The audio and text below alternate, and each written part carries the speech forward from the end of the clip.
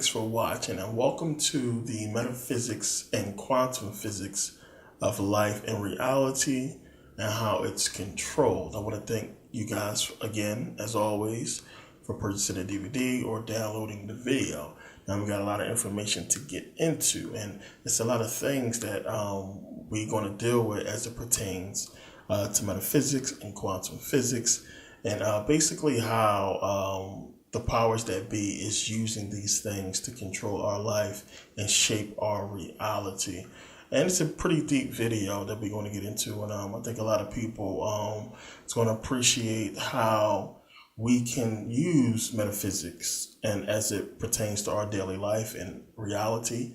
Physicists, scientists, people in philosophy do this all the time. They contemplate existence. Now, when you look into metaphysics, meta is basically the Greek word for beyond or after. So we have basically after physics or beyond physics. So this is basically philosophy 101.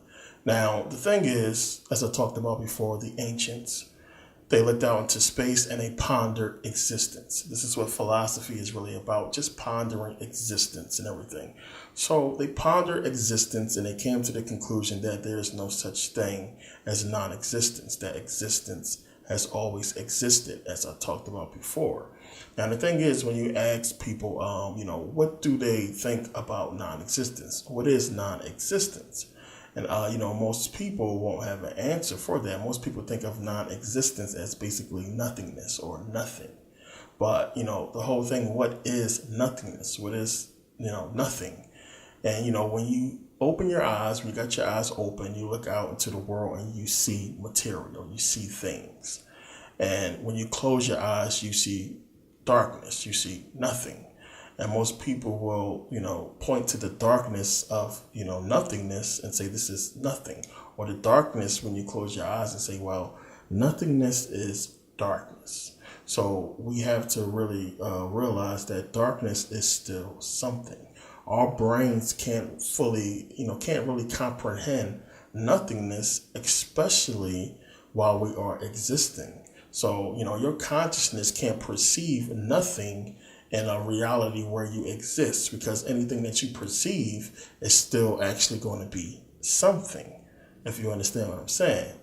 But, getting back into the perception of nothingness, and philosophers have come to the conclusion that it is consciousness that basically is the reason why we can't perceive nothingness, as I explained.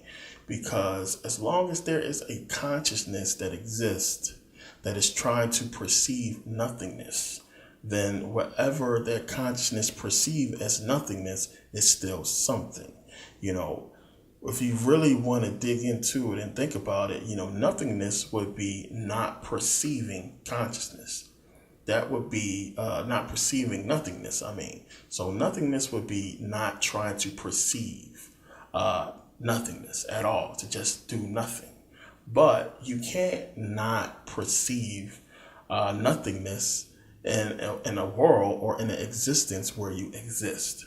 So, it's really a mind, a mind job when you really get into nothingness. So they came to the conclusion that, as long as there's a consciousness to contemplate nothingness, then, there is no such thing as nothingness. Whatever that consciousness try to perceive is still something. But then this calls into question, existence itself, the perception of existence. Does existence exist because there is a consciousness to perceive it? Or is existence a prerequisite of consciousness? So, in philosophy, it's, existence is primary and consciousness is secondary. Why? And the whole thing is, you got to remember, what is consciousness? What does your consciousness do? It perceives. Consciousness perceives reality. It perceives the materials around you. So consciousness needs existence to exist in order to have something to perceive. So there can be really no consciousness without something existing for consciousness to perceive. So consciousness has to perceive something in order for itself to exist. And I understand it's going to get a little confusing. You might want to rewind and really think about it. But it's simple philosophy when you get into it. And, these things are really the building blocks for understanding life and reality. And when you understand these things, these are some of the things that's really going to help you in meditation, as far as understanding how the perception of reality works, understanding how consciousness works, as far as manifesting reality. And this is what we're going to get into later, when you understand how the powers that be are basically using our consciousness against us and getting us to perceive a reality that fits them and not us. So now we have existence, then we have consciousness. What are we missing? We are missing energy and then matter. So now, a lot of times we always say that we are really energetic beings. That a lot of people, when they think about the soul or the spirit, they think about, this energetic body or this spirit body. But when you really examine it, we are not really energetic beings. We are conscious beings.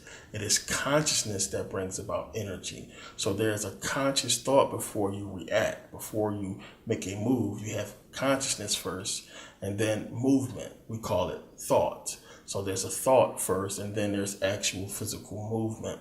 But, that is really consciousness making the conscious move, or your subconscious that triggers a reaction, or, we call it a reaction or a reflex when we move and we're not consciously trying to move.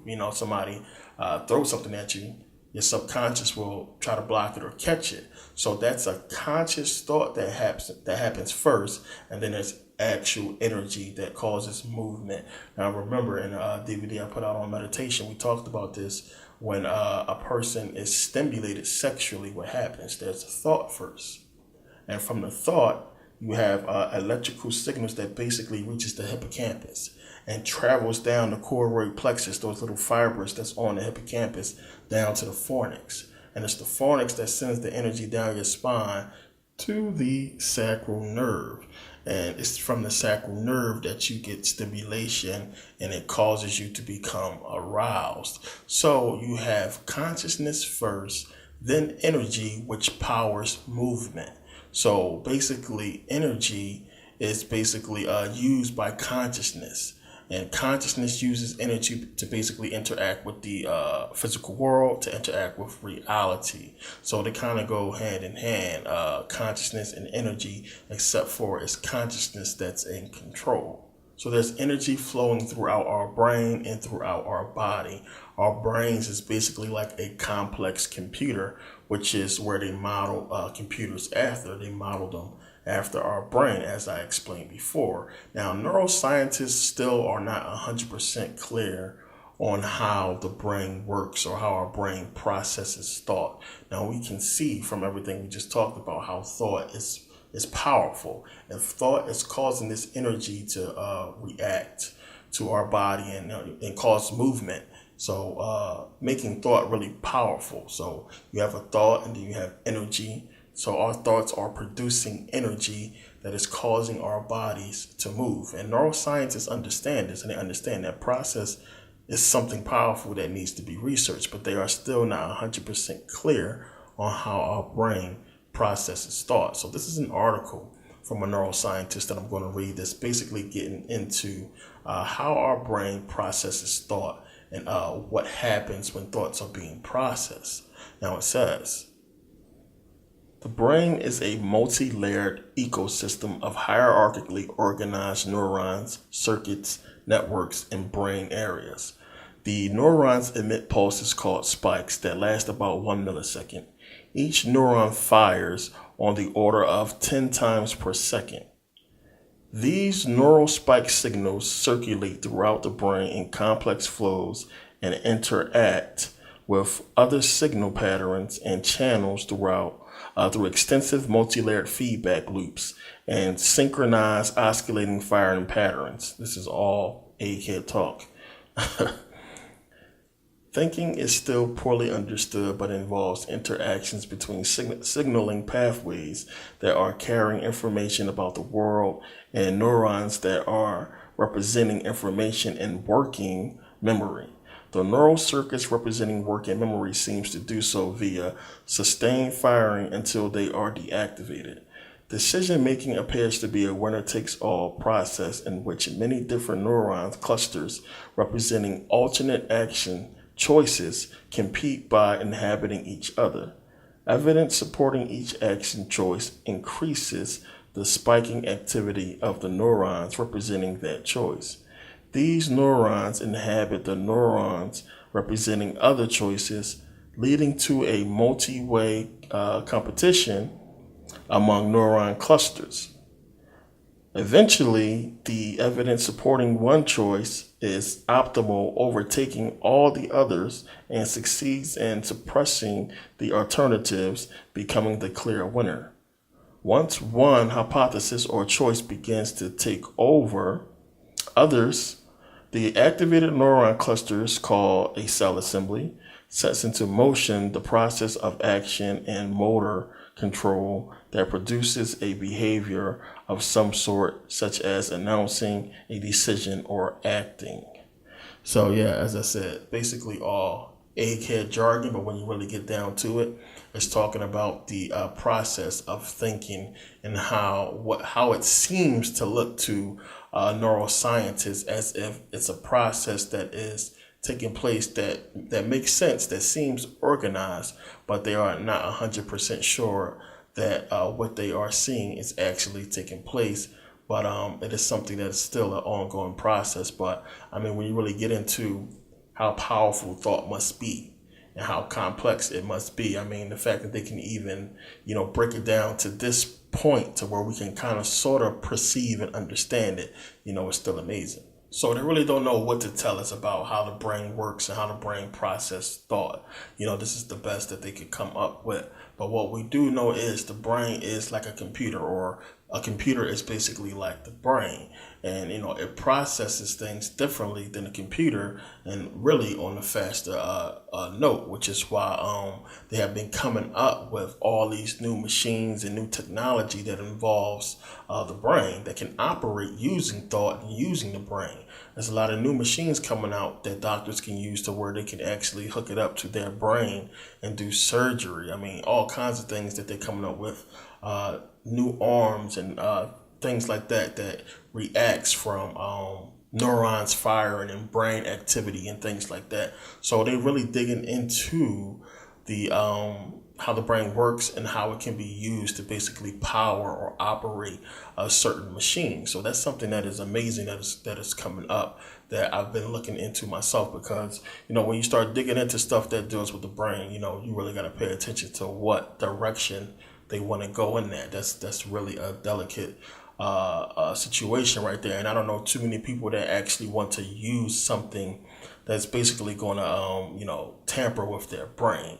Now, the thing that he left out of the article is how consciousness is basically responsible for all that brain activity. All that stuff he was talking about, neurons firing and everything like that begins first with consciousness. And without consciousness, none of that brain activity is even possible. So this is basically with movies like The Matrix and Terminator, iRobot and AI, all those movies about, machines doing things and machines malfunctioning and taking over the world, all kinds of stuff like that. This is what these movies are trying to convey to you, that you can program a machine to do anything. You can program a machine to do a lot of stuff. But if something happens, the machine does not have consciousness to repair it, to fix it, to really take over and inject rational thought into these machines and to get them to interact with reality. So since consciousness deals with reality and the things around you, you can only program a machine to deal with the programming. So, machines operate off programming and variables, things like that. Whereas consciousness, we can adapt and we can act accordingly based on, our reality and our surroundings. So when you look at a lot of these movies where you have, robots deciding that humans are a danger to themselves, they don't understand how reality works and how, our consciousness can deal with the reality that we live in, because we basically created it. So machines can do a lot. They can be really helpful. And there's a lot of things that, can really help our life as far as machines. But the simple fact that they do not have a consciousness and they can act in this physical world is something that is dangerous. And all these movies like Terminator is trying to tell you, that's basically the the underlying notion, with the movie is consciousness is everything. With consciousness, we can really act the way we are meant to act and react to the physical world, to this physical reality. So now when you really pay attention and you look at it, being robotic or these robots or machines that basically do things that humans can do, movies that have androids and stuff like that, it's always consciousness that shows to be better than the machine. So, of course, if you pay attention to the powers that be over the last decades, they've been trying to basically, create this machine reality. So you have this machine reality where we are basically dumbed down and basically controlled, by schedule, by programming. We have programming coming from the TV. We are being programmed by the TV. We are being programmed by music and the radio. So they have been trying to turn us into this machine-like person and to basically grow up in this machine-like reality where everything is, based upon a schedule or time. You got to be to school at a certain time. You got to be home at a certain time, work at a certain time. Classes start at these specific times and dates, and we celebrate the same holidays every year and things like that. These are all machine-like behaviors that's based on programming. So then when you step back and look at it, they want us to be on this machine-like programming schedule while they have all the knowledge and consciousness that really matters in physical reality. And then we just, consume by, buy, entertainment, sex.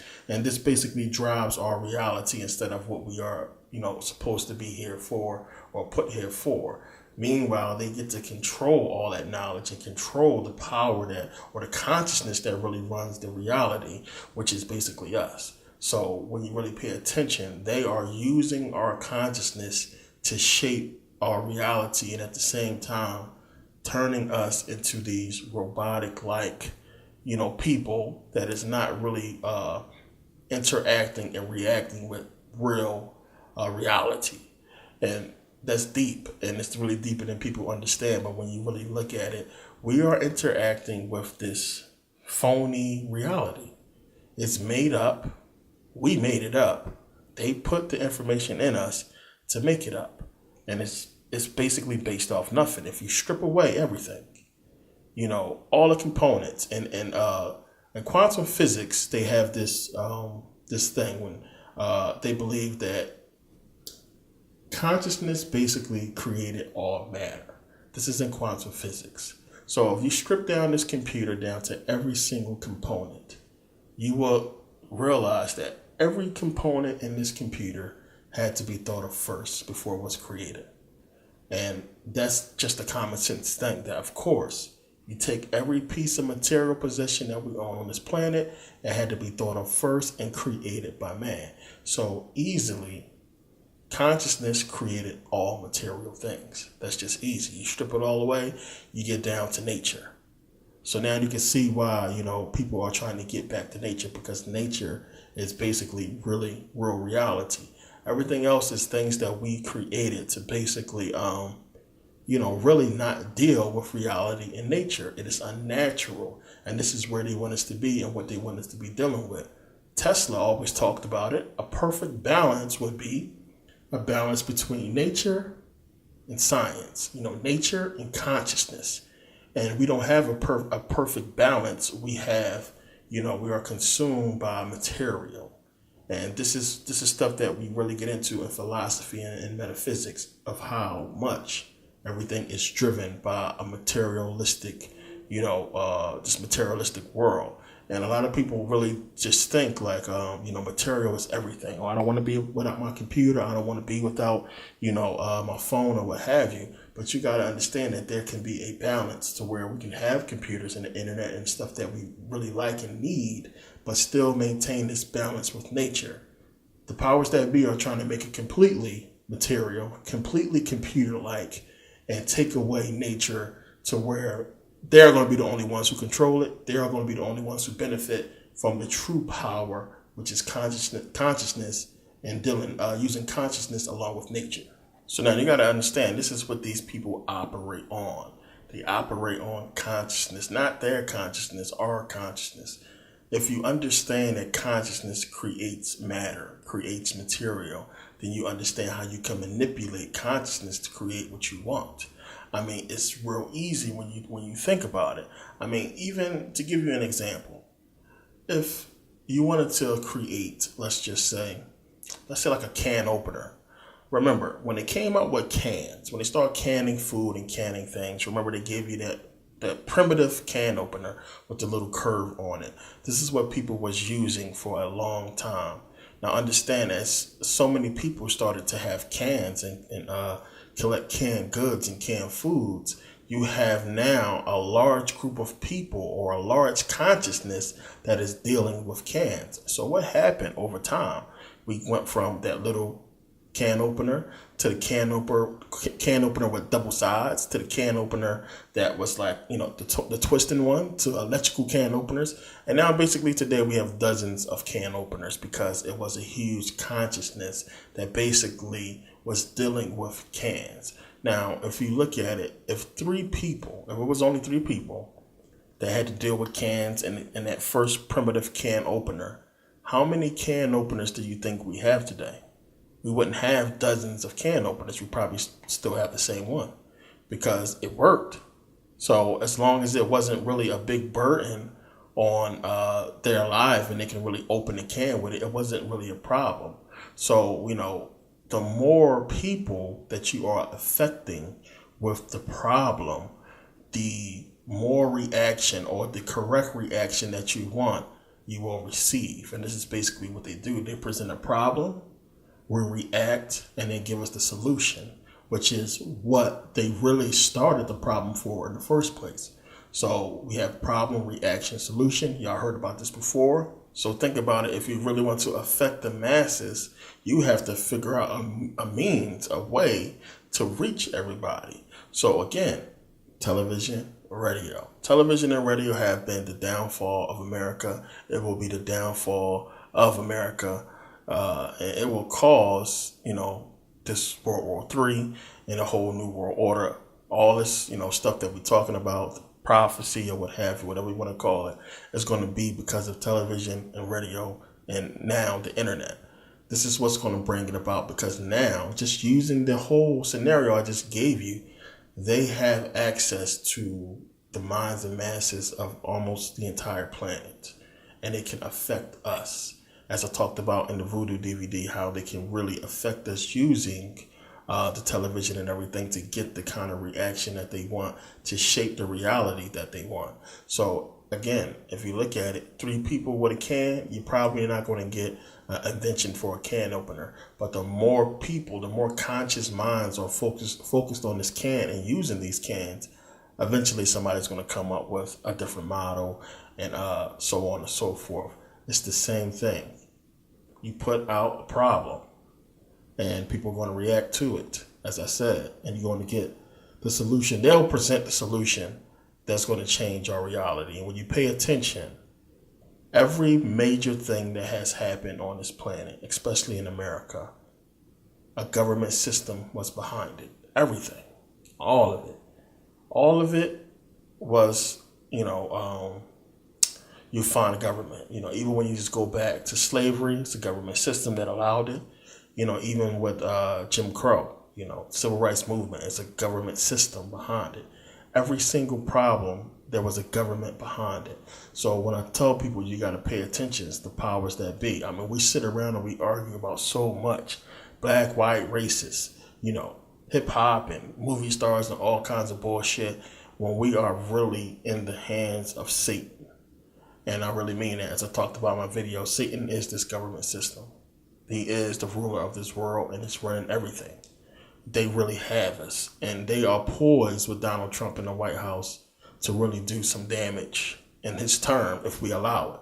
Don't think the shit is set. As I said, it's not. They have stopped a lot of stuff so far because people can really see it. And when the pressure's on, we've been bullshitting all this time, conspiracy theorying it up. But now the pressure's on and people seeing it and they starting to react. And they're like, well, wait a minute, y'all not going to do this shit. People reacting to Trump and what he's doing, and they calling him out on this bullshit. Now, they probably have a way to flip it and use it against us, but so far so good. We've been, really coming at his bullshit. So Understand, this is all about controlling the consciousness of the people.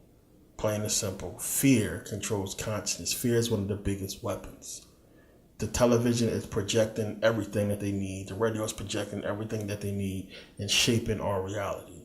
This is all metaphysics, and they understand it way more than anybody. They understand how to use the stuff.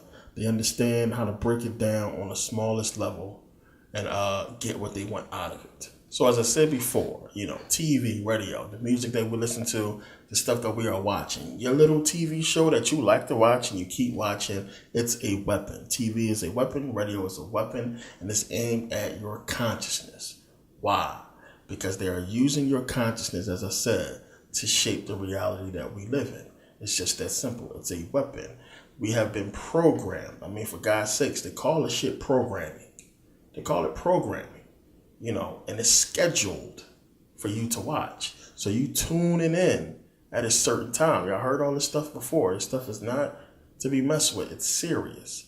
So we are being programmed with triggers. And these triggers are being set off by certain things that we see on TV and that we hear and we see on social media. It's just that simple. A lot of people can't fathom why people do certain things. It's because the programming. When we really come at these religious people, we can't fathom, how can you believe in this bullshit? It's because the programming. Plain and simple. Remember, I talked about norepinephrine, the fight or flight hormone as well. When it's triggered, it's the same reaction as if a person is fighting for their life when they are arguing with you about, religion.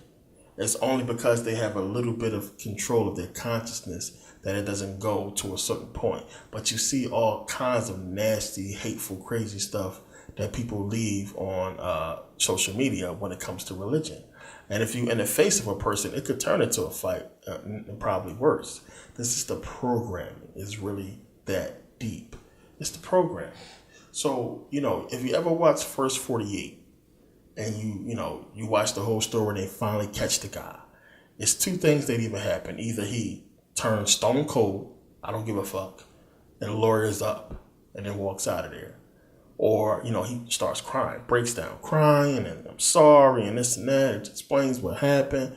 And then you realize that, this dude just basically killed this guy with something stupid. Pair of sneakers or argument or something like that. And his life is completely over now. It's over. Game over. Rest of your life in prison because you had a lapse in consciousness. But it's not a lapse in consciousness. It's the programming. And, for us black people, it's that nigger shit programming that we've been programmed with. That programming that says, if I feel like you playing me, we going to fight. If I feel like you trying to play me or if you step on my sneaker, it's on. It's going to be a fight. I'll kill you because of something stupid. It's programming. That's all programming. Now, when you pay attention to why they separated us, why the races are separated, because we each have programming unique to us. It's just that simple. White people got their programming too. And, anything that deals with patriotism. Because when you really pay attention, that's all they really got to hold on to in this country as far as accomplishments. Because, the only thing they can say is, I came from Ireland or England, France or Germany or something like that. That's where my people come from. But the only accomplishments they can look to as a people, because we can prove all the rest of that shit is stolen, as well as America, is patriotism. But that's because they've been programmed with that jargon, with all that. We have been too. America, USA is everything, this and that, rah, rah, rah. You know how it goes. All the movies, everything, the songs, Pledge of Allegiance. It's programming. So as soon as you say something or do something against America and that flag, trigger, set off, and they are reacting to it. As soon as you start talking about race, trigger, sets off. And then the programming that led to black people doing what we do is what they refer to when their trigger is set about race.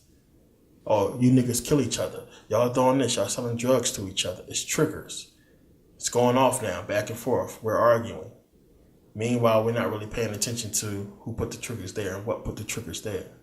Every step of the way, everything is fine until the media or TV or the radio, the internet releases a trigger talking about a cop killing somebody. Some kind of racist remark some celebrity made. Something stupid like that. And triggers. Next thing you know, social media flooded. Talking about racial tension, this and that, the racist stuff, so on and so forth. And it builds up. And, we got to pay attention to it. I just seen a whole video about how Hitler, of course you know already, those who study. I'm obsessed with Hitler. It's the same shit with Trump.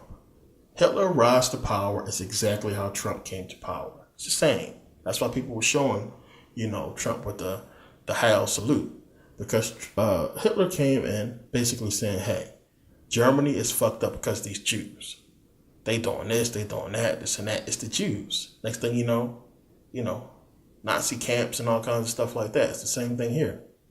Trump came in and told these white people, your life is fucked up because of these immigrants.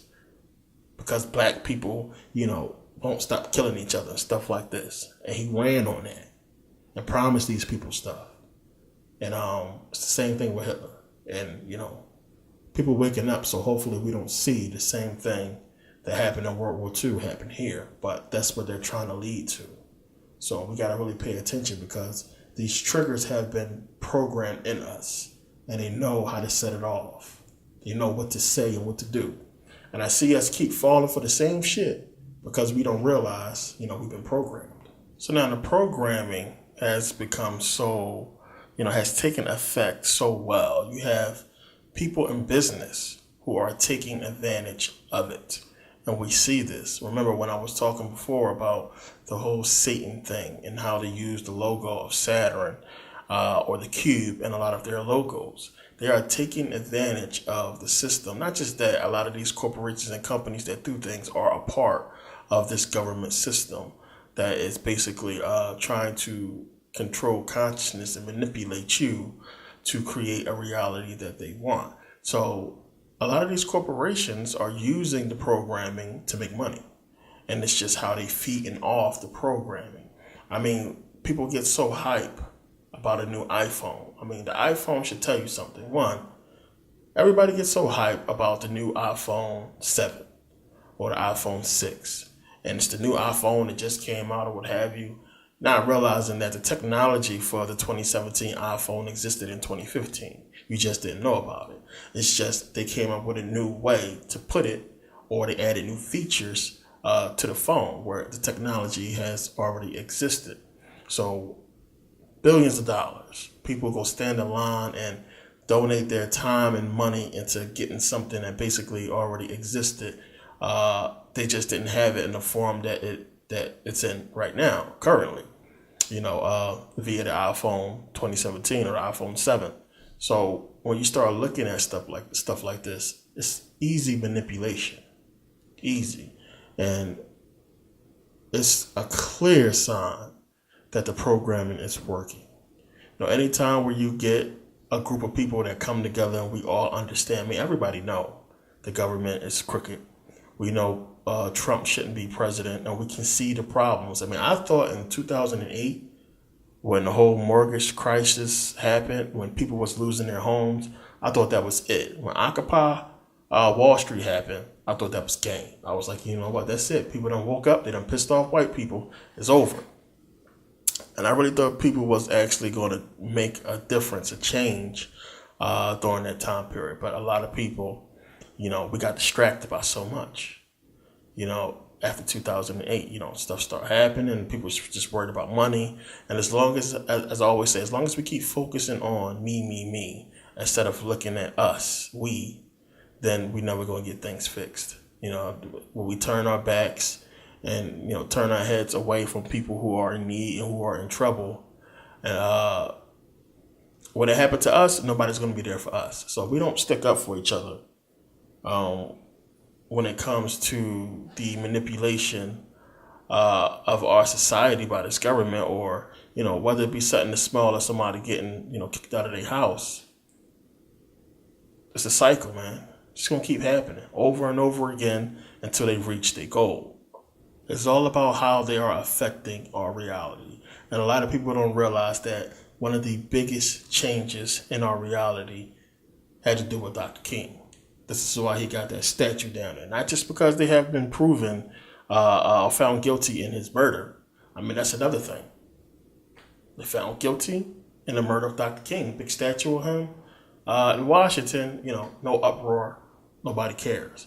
But Dr. King is responsible for the biggest shift in our reality. And it's with the whole civil rights movement. He was tricked into that because he actually believed that, sitting next to white people and eating and shitting and drinking with white people was actually going to make a change. It was actually going to make a big deal, or that was something that black people really wanted. But we went from having a reality of black and white and black people, coming together in our reality to basically be successful to do something. And we would have thrived in that, as they could see that we already was. And Dr. King came with the whole civil rights movement. And, that whole thing was a trap. And he figured it out, towards the end that it was. And he realized that, we basically moving into, a burning house, as he quoted to Harry Belafonte, supposedly. So that was one of the biggest shifts in consciousness and biggest shifts in reality when that happened, because everything changed after that. Everything changed.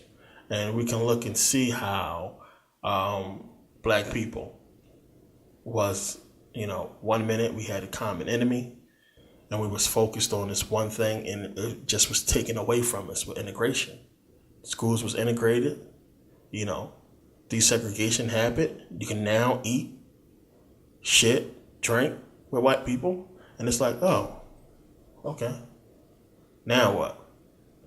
And I was recently watching a video on Facebook, the Bill Cosby video, when he put out the whole video on how black people was turning white and how black people believed that the white way was the best way. And in order for you to succeed and have some kind of success, you have to be white. People was perming their hair and everything like that. I talked about it in The Calculated Destruction of the Black Man and Woman, that video on YouTube. And we can see how Dr. King and everything that happened with the civil rights movement was a big change in consciousness, a big change in reality, and it shaped the future, and it created, everything that we are still seeing today. The racial tension was there, the bigotry and the all the violence and everything, the prejudice that we seen, all that stemmed from us being so close to white people and them having this notion of us that was implanted by this government system. So it's programming. Program the white people to hate black people. Program the black people to fear white people, but to also want to be like white people. Because what history and the films have been telling the black man is that he's nothing unless he joins the white world.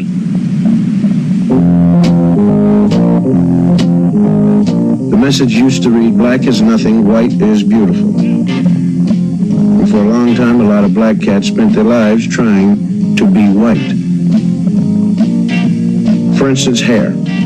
Now, some people call straight hair good hair because it looks like white hair. Kinky hair is bad. The man on the right is having his hair cut naturally. The man on the left is having a processed job. What the barber is doing is applying harsh chemicals to his head so he'll have straight hair, like those movie stars had. It's a painful, long process that costs $6 and has to be looked after every couple of weeks. Now, these days, any young black man will find the whole process demeaning. I mean, it's out, even in the ghetto.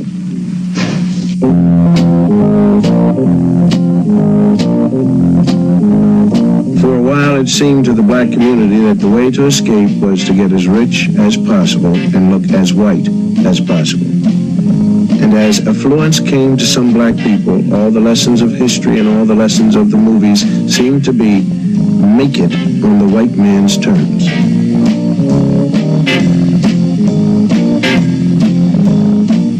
So the rich black cat took the rich white cat's dreams and tried to walk through the door.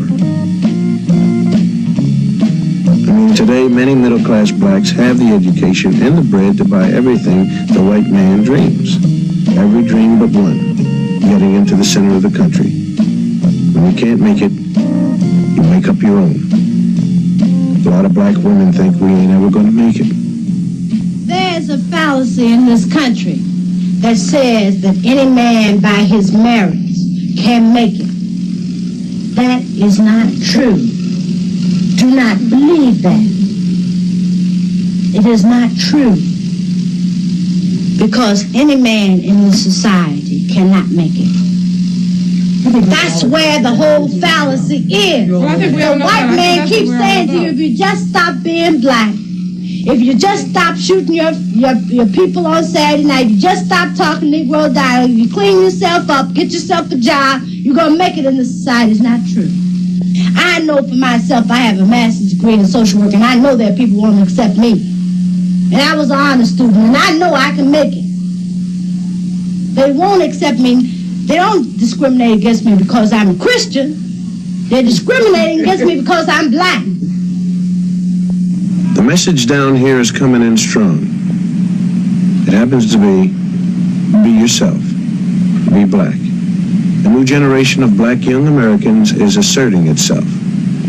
What they're saying is, if you can't wash white, even if you have the money, if you can't wash white because you're basically black, what you do is react, sometimes radically.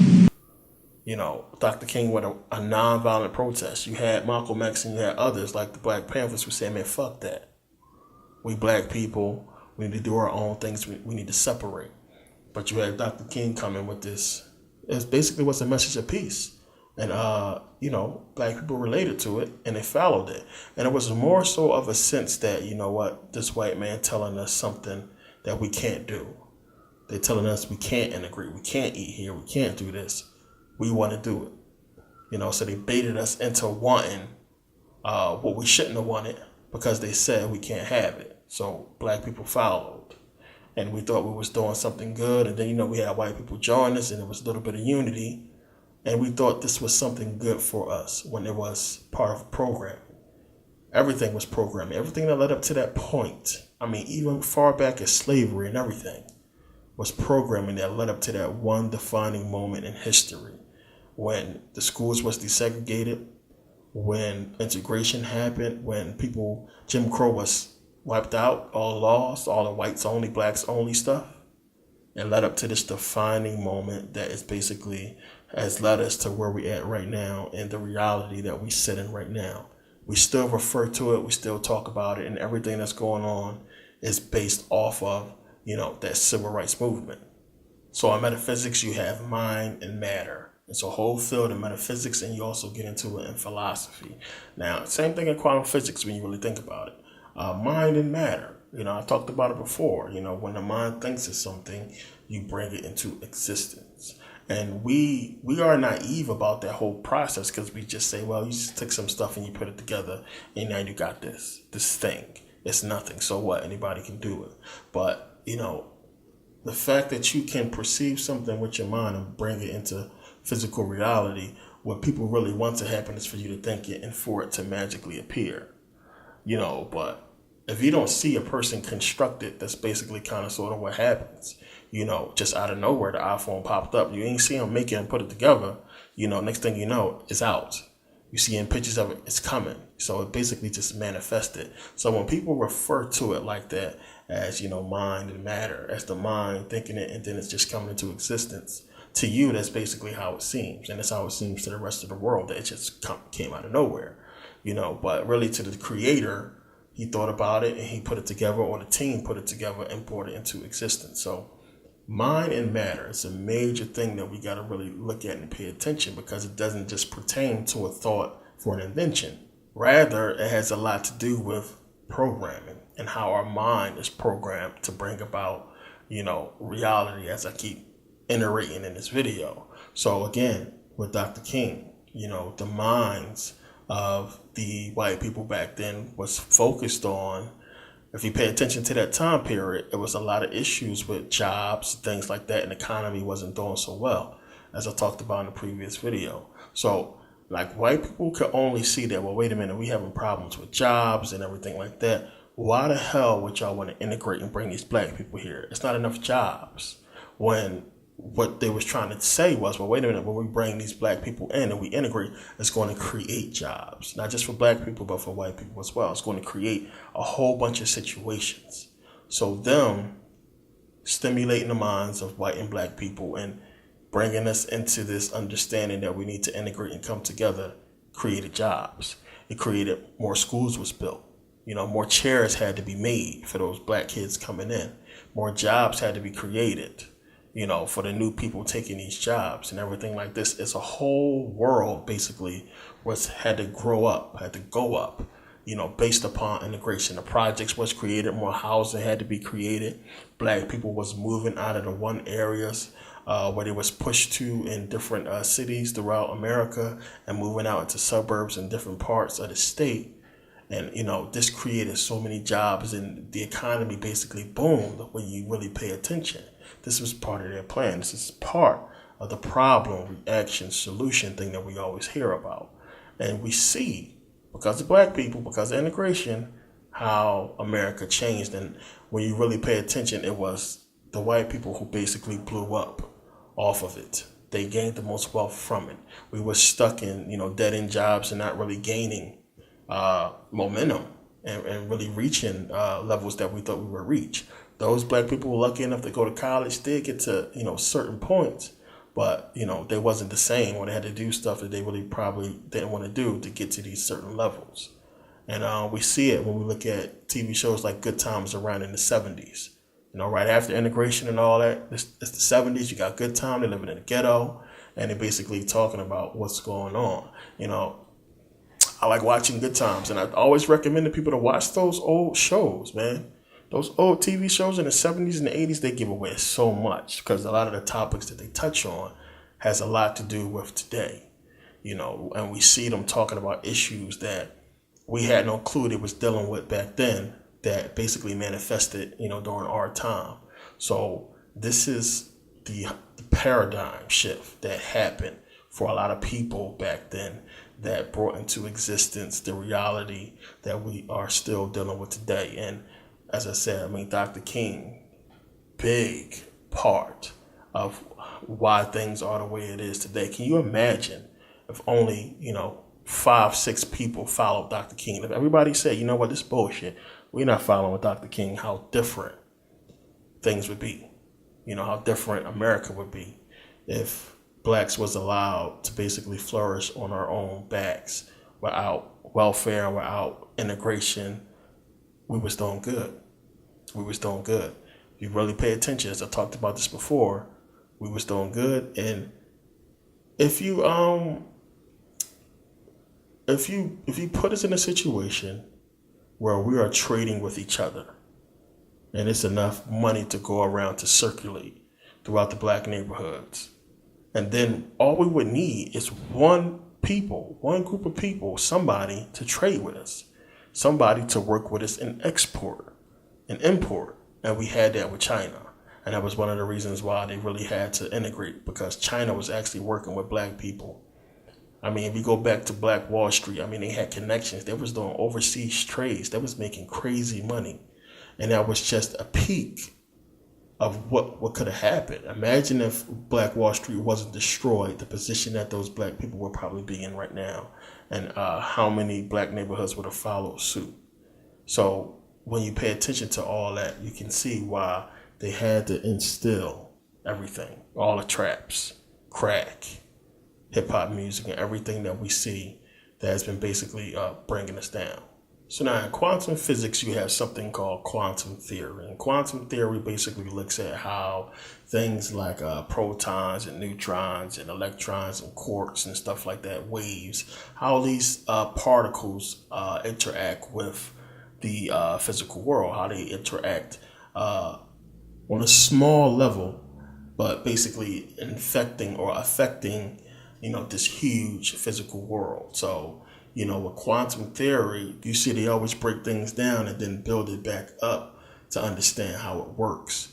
To understand how the quantum level affects, the physical reality of this huge world. So if you was to look at, our world today and how it's working, on a quantum level, how the quantum level is basically manifesting reality. So if you break it down first to the quantum level, you will basically see energy. You will see waves coming from the TV, coming from the radio, and infecting these energetic beings, which would be us, affecting us, and then us putting out energy to basically create these material things that we see. So you see that it is the programming of the TV and the radio that is causing us to act. And what are we doing when we are acting? We are going out to work. We are consuming. We are buying things. We are killing each other. We are fighting. We are talking shit. Doing all kinds of stuff, that is the result of this energy coming from TV and radio, coming from our computers, that's affecting us and causing us to, you could literally look at it as if we are, like I said, robots. It's coming from the TV, it's coming from the radio, it's coming from the computer, and we're going out and creating this new physical world because of what we are taking in from this program. It's like, it's machines. It's basically what it is. So now because, you got to go to this party, or because you watch hip hop music or whatever, you're going out, you're going to buy whatever you buy to go to this party. You're going to buy whatever you buy to fit in because of something you saw on TV. You want this new weave, you want these sneakers, whatever it may be. And it's all coming from the TV that's programming us, and the radio, the music, and it's shaping reality. That dude just got robbed because those sneakers are expensive. Everybody's talking about those sneakers. This dude got killed because in hip hop music it says if you try to play you, blow his brains out. So this is what physicists has looked at. They actually did a study on this about how our reality is moving based upon what we are perceiving from entertainment. And that's just common sense. As I said, we live a pop culture lifestyle. Black community, we live a hip hop lifestyle. But really, everything we do is based off popular culture. It's just that simple. You want money because money is going to help you get the things that popular culture told you was important. Instead of realizing that the most important things is family, love, success you can get, but you don't have to lose, your life and your dignity to get it. And this is what people are doing because of the programming. And this is what we would see on a quantum level. On the smallest level, we would see this energy affecting our energy and causing the reality that we see, but on a huge scale, bigger scale, because it's not just affecting 5 people, it's affecting millions of people. And we are all contributing to this reality and putting out things and contributing to the reality that they want us to live in. It's deep, but this is basically what's happening. And when you break it down on this level and get people to look at it this way, something registers in your mind to not do certain things. And that's what this is about. When I do these videos, it's to get you to break out of the programming. So even if we look at like The Matrix Reloaded, remember Neo, he saw the Matrix for what it was. He saw people as energy.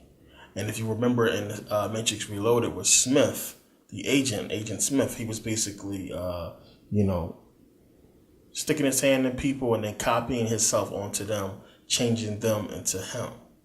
And he basically did that to the entire world. And it's basically what we're seeing. Now, Agent Smith, being an agent representing a government official, is basically trying to change the people into what he wants them to be, which is him, and use them to basically take over the world. And that's basically what Smith did. And it's basically what's happening now. They are using us to take over. Plain and simple. Using us to basically put out the kind of, as I keep saying, the reality that they want us to be in. And we don't know where it's going to lead to or where it's going to go. But, it's something that we can see clearly now. You can see clearly. And this was a video, that a lot of people ask me to really get into metaphysics. And really metaphysics is not that tough to deal with. It's metaphysics in religion, of course, in life. It's metaphysics and a lot of things that you can really dig into that not so much go beyond physics, but goes beyond what we have been told about the particular subject. So yeah, goes beyond physics, but it's more esoteric when you really think about it. And it's stuff that only people who really get into this information is going to be able to perceive.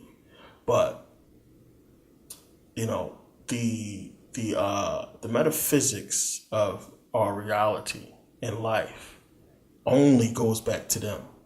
It only goes back to the government. They got their hand in everything. It only goes back to them, and it goes back to them using our consciousness or using consciousness to create this reality. So when I dug into it, when I started digging into the metaphysics of reality and life, that's all I kept running into. You run into this government system, you run into the programming, and you can see how our consciousness put everything that we see today here. It's just that simple. So people like sneakers, I'm gonna make sneakers. People like phones, somebody gonna create phones. People like computers, somebody gonna create computers, cars, new clothes, the new dance, new songs, everything. But what is it really? That's stuff that has been given to us to manifest this reality that we live in today, and none of it is important. None of it. It's all bullshit. And it's keeping us from having the real power that our consciousness is able to, to have. Instead, they have it. So while we are the machines worrying about physical stuff that don't matter, these people are they digging into ancient knowledge, ancient power, and using it to basically control us while they go ahead and do whatever it is they're doing. And they're gearing up for, the final takeover. And we have been distracted just long enough for them to hatch it. And I'm telling you, when it goes down, when that hammer fall, that's it. It's over. There is no coming back. Because there's no way they're going to go through thousands of years of this planning that when a hammer finally fall, they leave an opening for us to go ahead and overthrow them. Understood? Understand. If they had cops with no empathy, millions of them, it's no beating that. It's no beating that at all. There's no way around that. And then not just that, the people won't even have the consciousness to perceive defeating them. Remember, a lot of those robot movies, even if you watch like The Simpsons or Family Guy, they play around with stuff like that, where the robot is programmed not to harm humans. The people are going to be programmed not to harm them. It's just that simple. The biggest threat to us is this hip hop music and the stuff that's controlling us. And instead of people going against it, they love it. They break down crying over it when they see their favorite celebrity. It's almost over. I'm telling you, it's getting to that point. These people have grown so far up, over the last 2,000 years in power. And for them to put somebody like Trump in the White House is spooky. Because it's saying that they really feel like we are so fucking stupid that we can fall for something that Trump is going to do when everybody knows he's a bullshitter. Or it's a smoke screen for something else. It's really disturbing. And people got to really pay attention and act accordingly. Now, I know some of this stuff may seem crazy and far-fetched to a lot of people, but as I said, they already understand how our consciousness can create matter and control the physical world. So now, here it says, science proves that human consciousness and our material world are intertwined. See for yourself. I mean, it's exactly what we've been talking about. It says, for quite some time now, physicists have been exploring the relationship between human consciousness and its relationship to the structure of matter. Previously, it was believed that a Newtonian material universe was the foundation of our physical material reality. This all changed when scientists began to recognize that everything in the universe is made out of energy. Quantum physicists discovered that physical atoms are made up of vortices of energy that are consistently spinning and vibrating. Now it says matter at its tiniest observable level is energy, and human consciousness is connected to it. Human consciousness can influence its behavior and even restructure it. Everything we call real is made of things that cannot be regarded as real. This is Niels Bohr, who was a well-known physicist. The hypothesis of modern science starts from matter as the basic reality, considering space to be an extension of the void. The phenomena of creation of stable cosmic matter therefore goes beyond the scope of present science. The theory neither pinpoints the source of cosmic energy that resides in the structure of matter, nor can it explain the cause of material properties that are experienced with the behavior of matter. These are, in brief, the limitations of modern scientific theories at the most basic level of the physical phenomena of nature.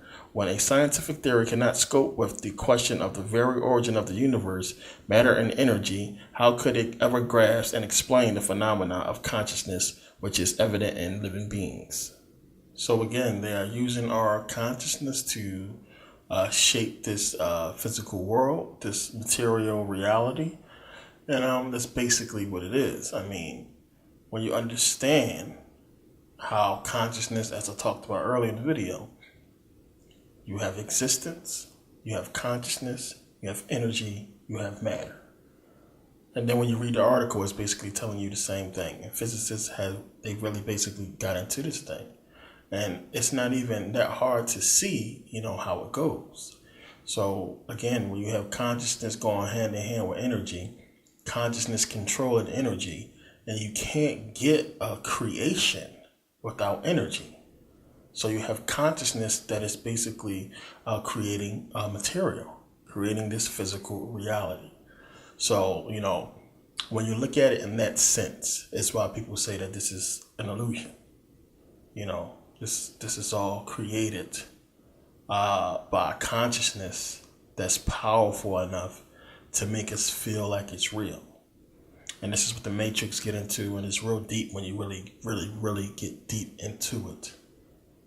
It's just electrical signals interpreted by the brain. Touch, taste, and all that. Blew me away when he said that, but he was right. That's all it is. Consciousness creates these signals. It's manifesting, everything that we're seeing here. But to us, of course, it would seem real. It would seem like reality because this is the only reality that we know. And this is what we've been born in. So if you understand something different that we do not, everybody else does not, then you can manipulate and use people to do your bidding and, create what you want them to create. And this is what's going on. And, maybe we can't see it. Maybe it's just something that we just can't understand and comprehend of how it's exactly happening. Like I said, you have a bunch of people, a bunch of consciousness, dwelling on the same thing. This whole race thing, it's racial tension. And we all have an idea of where it could lead. And it can either get to that point or, to a point leading to, that point. And maybe that point that it's leading to is where they want us to be. We don't know. But it's all something that's going forward and pushing towards an agenda that they want fulfilled, and they want us to fulfill it. You got to understand, when you really pay attention and look at it, we keep talking about the government is doing this, the government is doing that. It's not them. They are planting the seeds. They are doing the programming. It is us that's carrying out their bidding. When you really pay attention to it, look at it. It's them. It's them that's doing the programming, and we are executing the plan. It's American soldiers that go out and conquer these countries. They don't dig into why. They just take orders. Sir, yes, sir. I know I was one of them. You just take orders. You follow the programming first in boot camp, and they make it like, an admiral or a captain or somebody that's a higher rank, that's an officer. It's God. So when they tell you to do something, you do it. And with that kind of brainwashing, with that kind of training, sky's the limit. So our consciousness is manifesting this reality. And again, people are going to say, we got to deal with these titles like, crazy and conspiracy theorists. But again, this is stuff that they have been telling us about for a long time. When I talked about this in the my last DVD, I think on Metal Nutter 4, we talked about Manifest Destiny. I put up the articles on that. And Manifest Destiny is basically telling you these people believe that they have a destiny to conquer. Manifest Destiny. Now, when you read it, it says, Manifest Destiny in U.S. history, the supposed inevitability of the continued territorial expansion of the boundaries of the United States westward to the Pacific and beyond. Before the American Civil War, the idea of Manifest Destiny was used to validate continental acquisitions of the Oregon country, Texas, New Mexico, and California. The purchase of Alaska after the Civil War briefly revived the concept of Manifest Destiny, but it most evidently became a renewed force in U.S. foreign policy in the 1890s when the country went to war with Spain, annexed Hawaii, and laid plans for the Isthmian Canal across Central America. Now, if you watch C-SPAN, they don't talk about Manifest Destiny. You don't hear Fox News or CNN talking about Manifest Destiny and how the forefathers, how the leaders of this country basically got together and said, we need to expand our territories, not just westward, taking over lands that was the Mexicans and taking over the entire country, but also to expand, worldwide, basically. In Spain, when they went there, they basically made it clear that this is what they were trying to do. So when we look at, again, all these American bases all around the world, and the fact that it seems to be America has been the one who has invaded everywhere, waged wars with many countries, and they are basically on a path of trying to take over the world. And they talk about that in Manifest Destiny, and this is what they're trying to do. Not just take over America.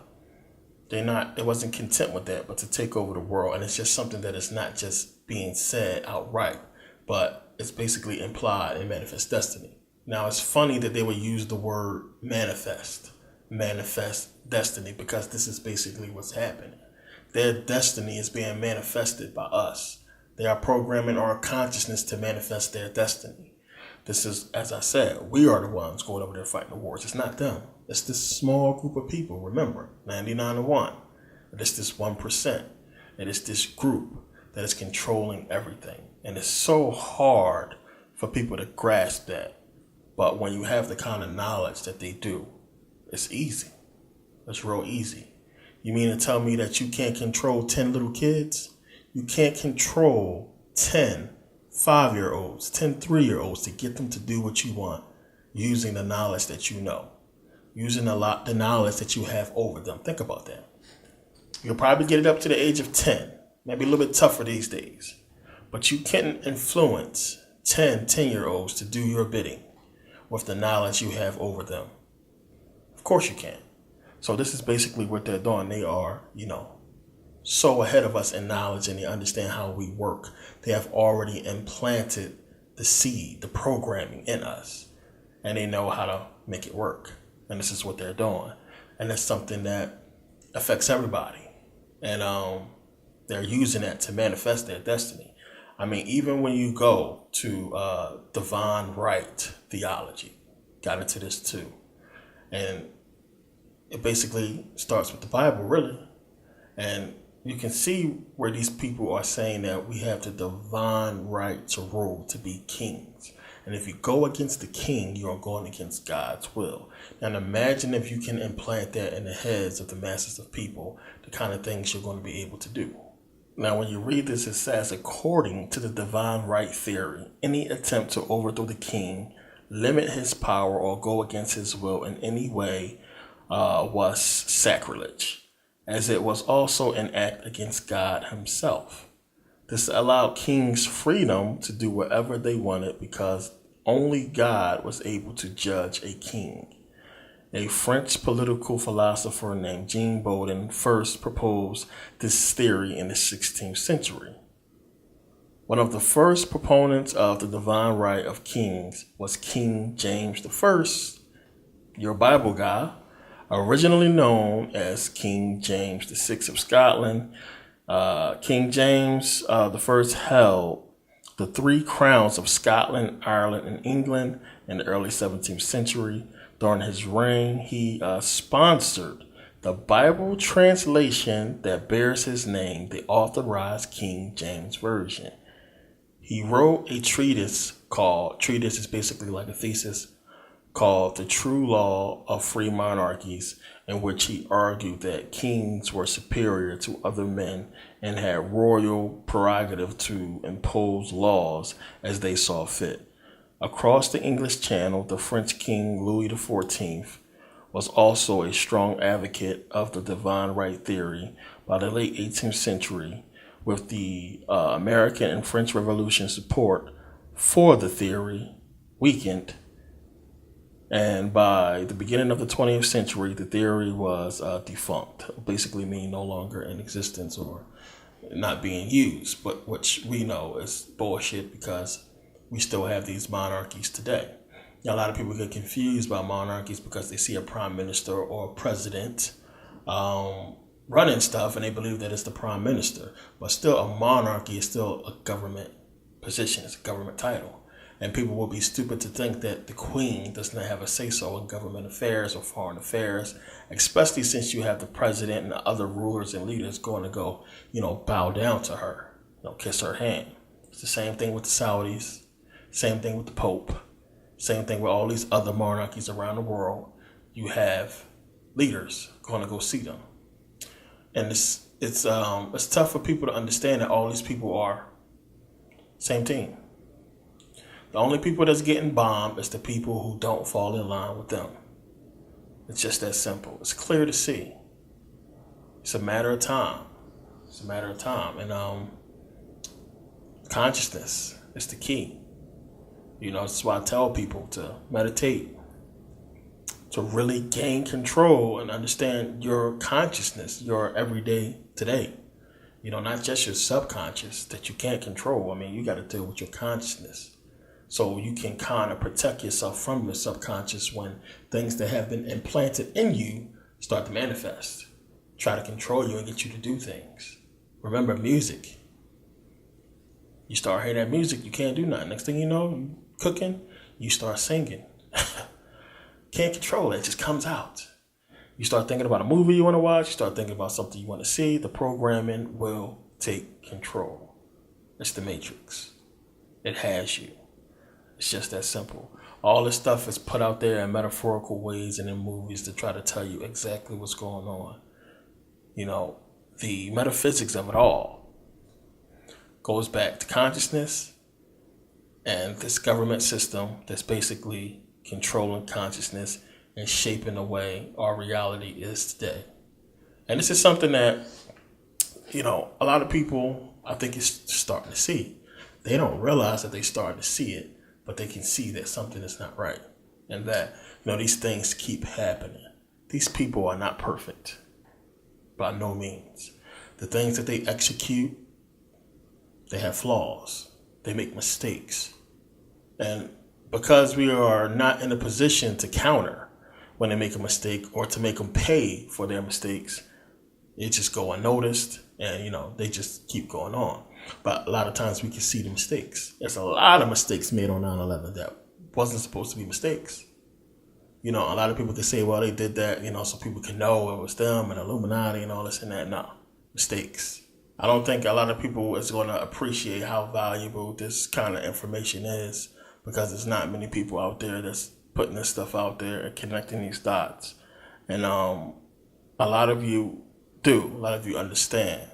And, it's amazing that when something is brought to your attention, that you had absolutely no clue about. Once you hear the first couple sentences of something sometimes, all the doors just open, all the lights turn on, and every possibility about that topic starts to click in your mind. everything starts to open up like, oh my goodness, because of this happened, and this is why this is this way. And it started to connect a lot of dots. And sometimes it could be a couple words. So, information is really important. And I don't think people really understand how much it is. And like, there's no knowledge that you can get that is a waste of knowledge. And you got to understand, what you put in your consciousness, what you put in your energy. And I tell people, like, these scary movies and stuff that you watch that frighten you to the point that you can feel your energy shift, it's done for a reason. This stuff is there to mess with your energy. When you see something so horrible online, person get their brains blown up, why would you want to put that in your energy? And I try to tell people the reason why I stay away from this stuff, because it's there to distort your energy, which is going to hurt you in meditation. When you get to a certain point, you can deal with it. I think right now, some of you probably can't deal with this stuff yet because you still feel it. It's things that they do in movies that they put out to jerk your energy, to mess it up, to destroy the flow of it. Because you'll see when you start getting into meditation that it's a flow, that you got to kind of sort of connect this energy, and it all basically intertwines with your breathing. So when you get into the meditative state, it's like a set that you get that fits with your breathing and your energy, that state that you are in. And if you have something in your brain or in your energy that jerked it, that put it out of place, it's going to come up. You're going to start dwelling on, Negan bashing, what's her name, head in from Walking Dead. Wow. That messed up a lot of people's energy right there. Seriously. Because a lot of people had emotional attachments to this character, and to see him go out like that, it's a jerk in energy. Now, I watched the first season of Walking Dead. Didn't see no more after that. But I already knew that this dude was basically there since like the first season. So, I knew that he made it up to that season that he got killed. I know it's like, well, that's like a big deal that this dude was there from the beginning, and it's crazy how he went out. But it's to prepare you, one, not to just be able to accept and to desensitize you to somebody close to you being killed. Just in case they do start, martial law and start killing people. But not just that, to really mess with your energy. And a lot of this stuff is to mess with your energy. That's why they allow it on social media. I mean, we talk about stuff like the FCC and things that they supposed to regulate. Now, don't get me wrong, Facebook will take down some stuff if it's too crazy. Or YouTube will do the same. But now you start seeing lately, they'll put like a warning up there, and they'll just black it out because they want you to see this stuff. They understand what it's doing to your energy. And you don't. A lot of people don't. And it's entertainment to some people. Laughs and stuff like that. But it messes with you. And I don't want people getting that kind of stuff in their energy because, then it messes up meditation and it destroys your consciousness and kind of hurts your ability to protect yourself from your subconscious. And in some cases, you need to be able to do that. And that's one of the cases where you have these horrible projections and meditation that's really going to set you back. It's going to set you back. That's what's going to happen. That's why I stay away from it. Barely watch TV. I only play like certain video games. And there's only certain things that I do, but I'm really mindful of things that I put in my energy. And I think I'm kind of past that point where I can put anything in and deal with it. But still, I'm mindful of what I take in. Because it's really going to really mess you up later on. And some stuff you just shouldn't see. Now, going back real quick to divine right theology, when it was talking about King James I, really financing the Bible and everything like that, his version and everything. See, a lot of people don't know about that divine right theory. It's not really a divine right theory. This is what they actually believe in, what they promoted. So it really makes you think about Romans 13:1 again, when it's talking about let every soul be subject to the higher powers. What I talked about in many videos. And it's basically saying that God ordained these people to be in power. And then you have divine right theology, where you have people like King James and other rulers, like Louis XIV, believing that they have a divine right to rule, that they are supposed to rule. And some people believe that, because they have wealth, they are supposed to be in power and stuff like that. So, you think about stuff like this, and people believe in these kind of things. And somebody like King James basically ruling 3 major territories, of course he would have that kind of thinking. But it really brings into question the whole entire Bible. And the fact that this dude, the King James Version, and the fact that this dude has no proof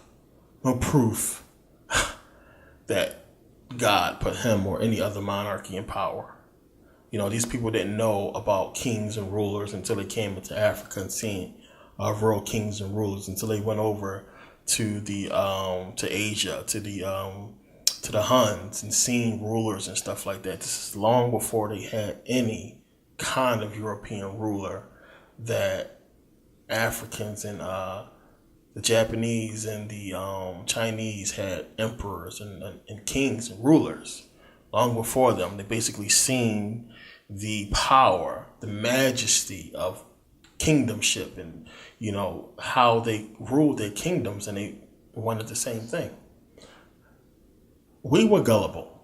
The Egyptians was too happy-go-lucky, so to speak, helping everybody who came in and teaching. Because, understanding why, of course, because they, all the stuff that we hold dear as far as materialistic stuff is not important. The Egyptians understood the true purpose, and they said, well, this is what we're supposed to do. We need to get this consciousness back. And we need to, understand, what happened and what's going on, and get right. Forget everything else. I mean, they had gold and they built things, and, they had, fun. They had games and all kinds of stuff like that. But it was, again, as I said, it was a balance between spirituality, nature, and everything else, materialism. It wasn't really about all this stuff. It was about the spirituality. And this is what a lot of people get into. A lot of philosophers talk about us potentially having this balance between nature and machine, nature and programming, computers and stuff like that. I should say, not programming, but we can have this balance. And again, a lot of people don't want to really get into this stuff and don't want to see us succeed, because they feel like they're going to be losing all fun. Fun is going to be gone if it was no TV, if it was no TV shows. What we do, it's not going to be no fun without clubs and without whoring and hoeing and stuff like that. What's going to be fun? What are we going to do? Again, even terms like whore and hoe, this is shit that they made up to control us. It's your body. You should be able to do with it whatever you want to do with it. The problem is the context in which we live, the way our society is structured is looked down upon people who do certain things. So it is what it is. And you had, if you go back to ancient Rome, prostitutes walking around. Even prostitutes was in a lot of in the ancient world, all over the ancient world, and Egypt as well. So it wasn't really looked down upon the way it is today. It was a way of life, and people understood that. But rules were made, laws were made in order to control and to shape a reality. It's just that simple. I mean, just looking back at the Wild West, how it was in the 1800s, before Social Security cards and all that kind of stuff like that, before birth certificates and everything, when people were just truly free. When they really owned land, everybody was free. You could shoot a man in the street if you had to, and ain't no cops going to come and take you down to the precinct and all kinds of stuff like that. It is what it is, and we can't say it was an uncivilized world then, because they had civilizations, they had towns, it was rules, it was laws. Basically, as I've talked about in previous videos, if you don't steal, you don't kill, you don't renege on a contract, you don't rape and do stuff like that, it's fine. It's fine. So, when you give people more laws and place more holds on them, is going to create situations. So this is what they've been doing and controlling our consciousness. So now I think you guys really get the picture on this, and the reason why this DVD had to be done and it's important is because this is really going to go deep when we start getting into the actual mental nature, and when we get into part 6 of Saturn, Satan. And I said, it's going to be videos that's going to come out that's really going to go with where this stuff is going to lead us, because there's some things I have to show that's really going to put all of this into perspective. Now, I could have put this video on YouTube, but then a lot of people are not really going to get it. A lot of people are not really going to understand that what it's really pertaining to, as far as what we talked about in mental nature and what we talked about with Saturn and Satan. Because when the next parts come out, this video really going to stand out and show. It's going to be a major part of what I'm trying to show you in putting this piece, this puzzle together. So this was a must video. And again, people asked about metaphysics and getting into that. And as I said, you can deal with metaphysics and a lot of things.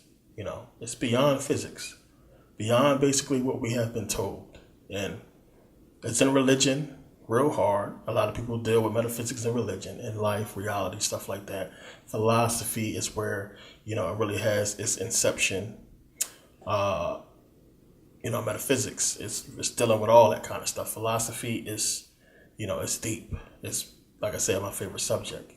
And it's all going to come together. So, I want to thank you guys for taking the time to watch and to purchase and support. I really appreciate you guys' support. It's a lot coming. And as I said, I was talking to a couple people on YouTube. I have a studio. When I moved to Sweden, this is only temporary where I'm at now. When I move back to Sweden, better studio, more stuff that I'm putting some money into, because I want to be able to do this a lot more easier than what I've been doing. This process is crazy, and it's a lot of work. And it's not just me sitting down. It's a lot of stuff that goes into all this. So when I do move into that next studio, next space, it's going to be a lot easier for me to do videos and make them a lot better than what I have. I know that's it's easier said right now, but when you actually see what I'm talking about, the videos are going to be a lot better. I know a lot of people still waiting for the questions to be answered on YouTube. That's going to come out. I'm going to put those videos out, answering all those questions. And it's a lot more serious. I know seems like I've been cranking out DVDs and everything like that, but as I said, it's a bunch that's going to come out, and then everything's just going to stop for a while and basically going to disappear. So I don't expect everybody to be able to purchase every single DVD that come out, but eventually, you'll be able to, and you can get it when you get it. It's just going to be a lot up there that I want to get out ahead of time, because when that's a lot I got to do before I go to Kemet. And then it's not just Kemet that I'm going to, it's other places that I'm going to be going to as well. So when I do that, I want everybody to be caught up and I want to have these videos out, so people can have them. And when part 6 comes out and when everything else comes out, it's going to start to make a lot of sense. Now, I got plans in the future to do some lectures. I've been invited to speak at a couple places that I'm considering. And, we'll see how it goes. But there's some stuff that I want to do coming up. There's some stuff I'm definitely going to be doing in Africa. It's a whole, I'm going to talk about that later on. It's a whole big thing that I'm going to be doing in Sierra Leone this year. I'm going to get into that. And hopefully everything goes right with that so we can get this underway. And once it's final, then I'll speak on it. But, it's a lot. It's a lot I'm going to be putting out. It's a lot I'm trying to do. I talked about before about the housing that I'm trying to do with getting the families, the low-income housing. This is a whole other project, that I'm putting out. So this video, as I said, is definitely needed, and you'll understand, why you really got to make that bridge, that connection between metaphysics and everything else. And still understand, it's a lot of people who watch, as I said, have people at old folks' homes, and a lot of people who are elderly and older who basically have no clue about none of this information that we get into. They're not on YouTube that much. They really just buy the DVDs, and they really watch when they can watch. And a lot of people have no clue about this stuff. They just don't know about this kind of information and everything that we speak about in the conscious community, so-called conscious community. So a lot of this stuff is just new. It's a new way of thinking for people who have thought a certain way,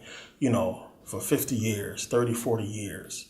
And this kind of thinking to a lot of people is still, still weird. A lot of people still, dealing with it. But it's videos like this that really help bridge that gap in people's understanding about consciousness and how it works. And really everything we do in the conscious community is about consciousness.